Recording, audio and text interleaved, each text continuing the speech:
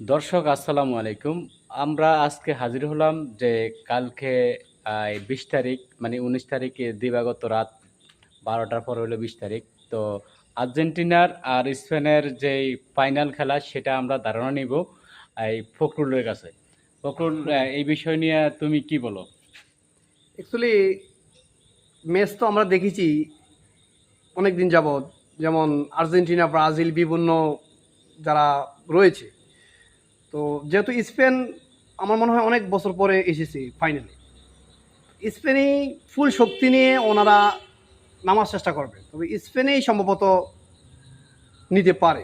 এবার বড় ভাই আপনি যদি আপনি মানে অর্থাৎ হইলো ওনার যেই এই বিশ্লেষণ করা মানে এই শক্তি স্পেন এবং আর্জেন্টিনার যেই খেলা ধারণা, ফুল পাওয়ার ওনার নিয়ে আসবে। ফুল পাওয়ার নিয়েই স্পেন এগিয়ে যাবে, এটা হইলো ওনার ধারণা। তো যাই হোক, আমরা তার অপেক্ষায় থাকবো আর আপনারা অবশ্যই কমেন্টে জানাবেন কোন দল এগিয়ে যাবে এবং কোন দল কাপ নেবে, সেটার অপেক্ষা থাকবো।